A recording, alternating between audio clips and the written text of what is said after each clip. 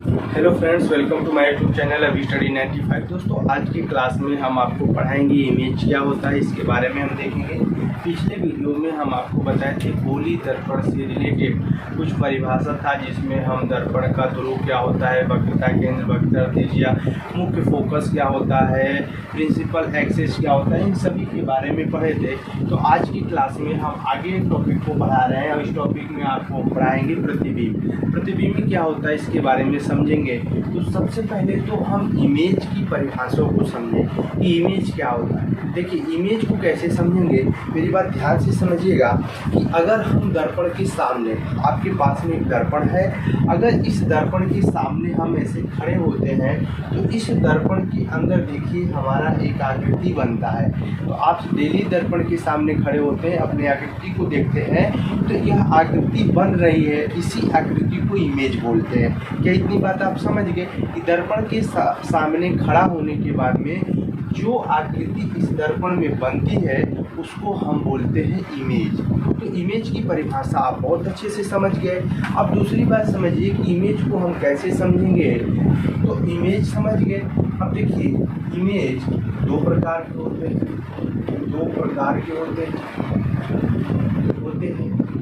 पहला होता है वास्तविक इमेज, वास्तविक प्रतिबिंब, जिसको बोलते हैं रियल इमेज। और दूसरा होता है आभासी प्रतिबिंब,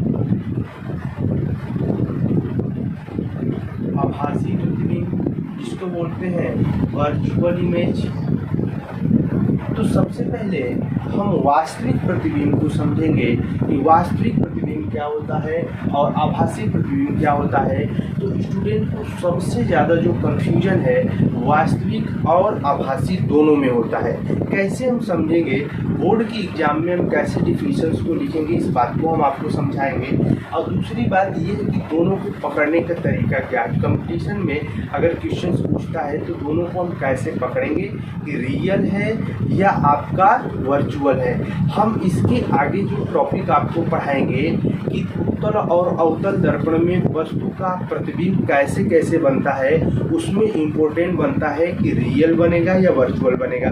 तो इस टॉपिक को यहाँ पर मैं समझा दूंगा, तो आगे आपको चल के कोई कठिनाई नहीं होगी। तो सबसे पहले हम समझते हैं जो रियल इमेज होता है उसको हम कैसे समझेंगे। देखिए, रियल इमेज को बहुत आसान परिभाषा में समझाऊंगा।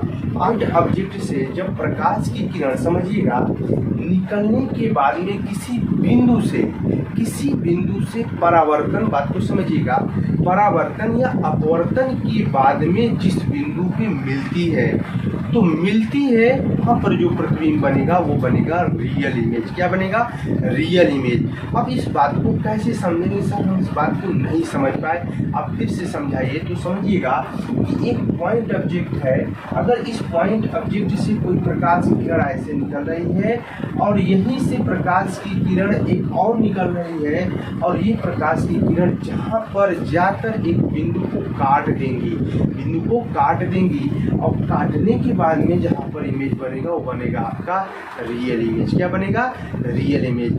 नहीं डिफिनीशन समझ में आई? फिर से समझिए, नए स्टाइल में समझिए। अगर हम बात करें कि आप रोड पे जा रहे हैं, तो एक रोड पे आप जा रहे हैं और दूसरी तरफ से कोई व्यक्ति आ रहा है और आपसे जोरदार टक्कर हो गई, तो टक्कर होने के बाद वहाँ पर जो पॉइंट बना उस पर जो इमेज बनेगा वह बनेगा आपका रियल इमेज। आप कहेंगे सर हम बिल्कुल समझ गए कि दो प्रकार की किरणें परावर्तन या अपवर्तन के बाद में जिस बिंदु पर काटती हैं या मिलती हैं वहाँ पर जो इमेज बनेगा रियल इमेज। रियल इमेज को आप समझ गए हैं, तो इसके कुछ इंपॉर्टेंट पॉइंट है, इसको समझेंगे कि प्रतिबिंब को हम पर्दे पर ले सकते हैं। रियल इमेज के जो प्रतिबिंब होते हैं इनको हम पर्दे पर ले सकते हैं। अगर हम पर्दे पर ले सकते हैं तो आगे बढ़ेंगे कि सिनेमा के पर्दों पर जो प्रतिबिंब बनता है वह हमारा वास्तविक प्रतिबिंब होता है। आप सिनेमा घरों में देखे होंगे कि उस पर जो आपका चलचित्र है, जो प्रतिबिंब दिखाई देता है, वह प्रतिबिंब आपका क्या होता है? वास्तविक होता है। क्या होता है? वास्तविक होता है, वास्तविक होता है। और ध्यान रखिए कि अवतल दर्पण या उत्तल दर्पण में प्राय हमेशा हम आगे इसको बताएंगे कि आपके पास में अवतल दर्पण हो या उत्तल दर्पण हो, इन दोनों में ऑलवेज जो प्रतिबिंब बनता है वह आपका होता है वास्तविक प्रतिबिंब। क्या होता है? वास्तविक प्रतिबिंब। अब देखिए, वास्तविक प्रतिबिंब सदैव वस्तु के सापेक्ष उल्टे होते हैं। ध्यान रखिएगा, आगे इन सभी बातों को हम बहुत ही अच्छे से और बहुत ही बढ़िया से समझाएंगे कि जो कह रहा है कि ये जो आपका रियल इमेज होता है, वास्तविक प्रतिबिंब होता है, यह हमेशा वस्तु का उल्टा होता है। अगर वस्तु सीधा रखा है तो जो प्रतिबिंब बनेगा वह हमेशा क्या बनेगा? उल्टा बनेगा। तो वास्तविक प्रतिबिंब सदैव वस्तु के सापेक्ष उल्टे होते हैं। तो ध्यान रखिएगा, अगर कोई वस्तु है, ध्यान रखिए, हमारे पास में कोई एक वस्तु है और यह वस्तु का अगर हमको वास्तविक प्रतिबिंब देखना है तो वस्तु सीधी है, तो इसके रिस्पेक्ट में जो प्रतिबिंब बनेगा आपका हमेशा उल्टा बनेगा। इस बात को ध्यान रखेंगे। तो इन छोटे छोटे पॉइंट को आप सुने हैं और सुनकर वीडियो को पोस्ट करके लिखिएगा। अगर इन पॉइंट को हम बोर्ड पे लिखेंगे तो समय ज़्यादा लगेगा और आप वीडियो को नहीं देखेंगे। इन चीज़ों को समझकर, हमारे बात को समझकर लिख सकते हैं, सुन सकते हैं। क्या इतनी बात आप समझ पा रहे हैं कि नहीं पा रहे हैं, आप मुझको बताइएगा। आप कहेंगे सर बिल्कुल समझ पा रहे हैं। तो देखिए, आगे हम समझाते हैं आभासी प्रतिबिंब। तो वर्चुअल इमेज क्या होता है, इसको समझेंगे। वर्चुअल इमेज, आभासी प्रतिबिंब। अगर इतनी बात आप समझ गए हैं तो ये छोटी सी बात आप समझ जाएंगे कि पॉइंट ऑब्जेक्टिव से प्रकाश की किरण निकल रही है और निकलने के बाद में वह एक दूसरे को काट नहीं रही है, तो काट नहीं रही तो प्रतिबिंब नहीं बनेगा। अगर काट देगी एक दूसरे को तो वहाँ पर कह देंगे सर रियल इमेज बनेगा। अगर काट नहीं रही है तो क्या उसको हम मिला तो सकते हैं? अब कहेंगे सर बिल्कुल। तो यहाँ पर समझिएगा कि कोई प्रकाश की किरण यहाँ पर ऐसे आ रही है निकलकर और यहाँ पर कोई प्रकाश की किरण ऐसे जा रही है। जाने के बाद में देखिए, आगे चलकर मिलाने पे यह प्रकाश किरण एक दूसरे को काटेगी, तो जो डॉटेड लाइन करके हम आगे बढ़ाएंगे इन दोनों प्रकाश की किरणों को, और जहाँ ये प्रकाश की किरणें एक दूसरे को फाड़ देंगी वहाँ पर हमारा जो प्रतिबिंब बनेगा वो आभासी बनेगा। तो बहुत सिंपल भाषा में उसी कंसेप्ट पे पहुँचते हैं कि रोड पे दो व्यक्ति जा रहे हैं और आपस में एक दूसरे से टकरा गए तो वो एक दूसरे को बोलेंगे सॉरी भैया हमको माफ़ कर दीजिए, तो वहाँ पर बनेगा आपका रियल इमेज। क्या बनेगा? Real image. लेकिन पता चले कोई आपसे टक्कर नहीं खा रहा है, आप इधर जा रहे हैं, कोई इधर जा रहा है, आपका मन है कि टक्कर हो जाए, हम मिल जाए, तो कोई तीसरा व्यक्ति दोनों का हाथ पकड़ के मिला देता है। और जब मिला देता है तो मिलाने के बाद में जिस बिंदु पे प्रतिबिंब बनेगा वहाँ पर बनेगा आपका वर्चुअल इमेज। क्या इतनी बात आप समझ गए? आप कहेंगे सर बिल्कुल अच्छे से समझ गए कि रियल इमेज क्या होता है और वर्चुअल इमेज क्या होता है। तो मिलाने के बाद में जहाँ पर जिस बिंदु पर प्रतिबिंब बनेगा वह आपका वर्चुअल बनेगा। अगर आप मिल गए खुदी से तो कोई बात नहीं, वहाँ पर आपका रियल इमेज बनेगा। तो वर्चुअल और रियल इमेज समझ गए। तो देखिए, वर्चुअल इमेज में कुछ इंपॉर्टेंट पॉइंट है कि पहले हम रियल इमेज को पर्दे पे ले रहे थे, लेकिन वर्चुअल इमेज को पर्दे पे नहीं देख सकते हैं। इस पॉइंट को ध्यान रखिएगा, पर्दे पे नहीं लिया जा सकता है।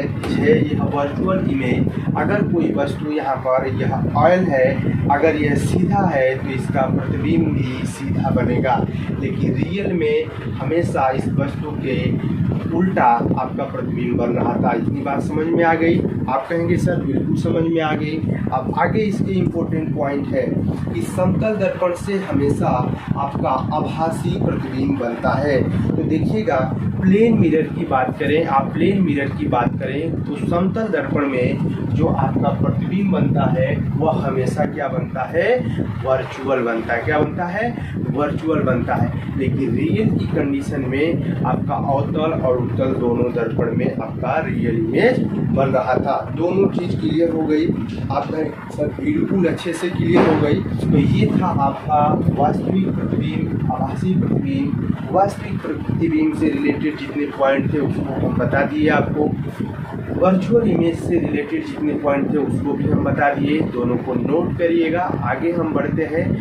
अगर वीडियो आपको अच्छी लगी हो तो चैनल को सब्सक्राइब करेंगे, अपने दोस्तों में शेयर करेंगे। अगर कोई पढ़ाने में प्रॉब्लम्स आ रही है, चीज़ें आप नहीं समझ पाते, आप हमको कमेंट बॉक्स करेंगे और ज़्यादा से ज़्यादा चैनल से आप जुड़िए।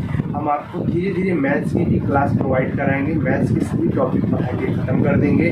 और फिजिक्स का टॉपिक आपका चल रहा है, बहुत जल्दी फिजिक्स ख़त्म हो जाएगा। करिएगा, डिफिनीशंस को सुन के लिख लीजिएगा, किताब से मैच करा के समझ लीजिएगा, चीज़ें आपको समझ में आ जाएंगी। जो चीज़ें आपको पढ़ाया हो वो बहुत ही शानदार तरीके से हम आपको बताए हैं, इमेज के माध्यम से, टिक के माध्यम से, तो आप बातें समझ गए होंगे।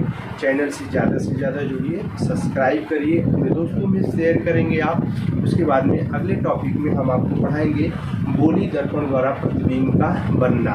3 नियम है, 3 नियम को बनाकर एक एक करके छोटे छोटे पार्ट में जितने इमेज बनेंगे उसको हम आपको बताएंगे। तो मिलते हैं अगले क्लास में, तब तक के लिए जय हिंद, जय भारत, धन्यवाद।